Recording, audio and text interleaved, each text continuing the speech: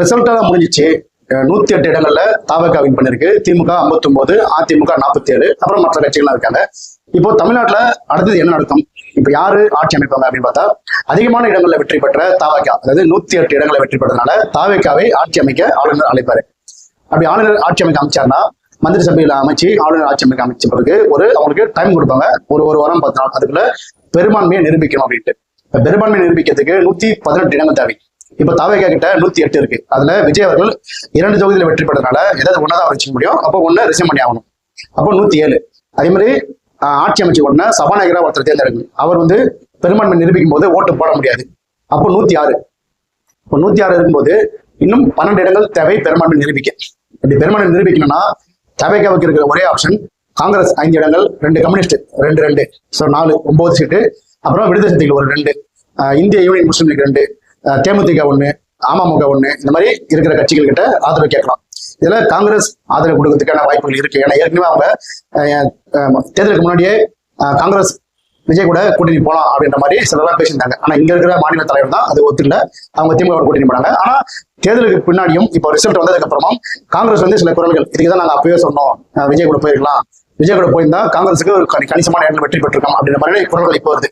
அப்போ காங்கிரஸோட தலைமை முடிவு பண்ணி ஒரு 5 இடங்களை தாவேகாவுக்கு கொடுக்கலாம். அப்படி கொடுக்கும்போதும் இன்னும் அவங்களுக்கு 7 இடங்கள் தேவைப்படுது. இந்திய யூனியன் முஸ்லீம் லீக் விஜய் கூட கூட்டணி போறதுக்கான வாய்ப்புகள் ரொம்ப கம்மி.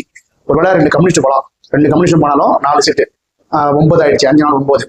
அப்போ இன்னும் விடுதலை சிறுத்தைகள் 2 இருக்கு, தேமுதிக 1 இருக்கு, அமமுக இருக்கு, பாமக 5 இருக்கு. இதெல்லாம் யாராவது அவங்களுக்கு ஆதரவு கொடுத்தால் விஜய் அவர்கள் ஆட்சி அமைக்கலாம். ஒருவேளை யாருமே ஆதரவு கொடுக்கல, பெரும்பான்மை நிரூபிக்க முடியல அப்படின்னா கவர்னர் ஆட்சி ஒரு 6 மாசத்துக்கு வைப்பாங்க. 6 மாசத்துக்கு பிறகு தேர்தலோ இல்ல அதுக்குள்ள ஏதாவது சஃபல் நடக்குது, ஏதாவது ஒரு குழு விஜய் கட்சியில இணையறாங்க, அந்த மாதிரி எதாவது நடந்துச்சுன்னா இந்த ஆட்சி பெரும்பான்மை நிரூபிச்சு ஆட்சி தொடரும். இப்போ இதுதான் இருக்கிற சூழல். இந்த சூழலை பொறுத்துதான் இப்போ இது நடக்கும். இப்போ இந்த 2 தொகுதியில விஜய் அவர்கள் 1 ரிசைன் பண்ணாருன்னா அங்கேயும் ஒரு தாவேகா வின் பண்ணாரா ஒரு சீட் ஆட்டோமேட்டிக்கா வந்துடும். அப்போ 107 ஆயிடும். அப்படியே எப்படி பார்த்தாலும் பெரும்பான்மை நிரூபிக்கணும்னா இன்னும் 12 இடங்கள் கண்டிப்பா அவர்களுக்கு தேவை. இந்த 12 இடங்களை காமிச்சு சட்டசபை ஆட்சி அமைஞ்சதுக்கு பிறகு பெரும்பான்மை நிரூபிக்கணும்னா இந்த 12 இடங்கள் தேவை. அதனால இந்த ஆப்ஷன் தான் இருக்கு. காங்கிரஸ் 5 இருக்குது, அது 5 கொடுக்கலாம். 2 கம்யூனிஸ்ட் 2 இருக்காங்க, 4 கொடுக்கலாம். ஒருவேளை பாட்டாளி மக்கள் கட்சி கொடுக்கலாம்னா அவங்க அதுக்கான வாய்ப்பு ரொம்ப கம்மி தான். ஏன்னா பாமகவுக்கு அதிமுக தான் மேல் சபை எம்பியை உறுதி செஞ்சாங்க. அதனால அவங்களுக்கு கம்மி. அதே போல விடுதலை சிறுத்தைகளும் விஜய் அவர்களுக்கு ஆதரவு கொடுக்கறதுக்கான வாய்ப்புகள் ரொம்ப கம்மி. ஏன்னா அவங்க திமுகவோட ரொம்ப இணக்கமா இருக்காங்க. ஸோ அதுக்கான வாய்ப்பும் கம்மி.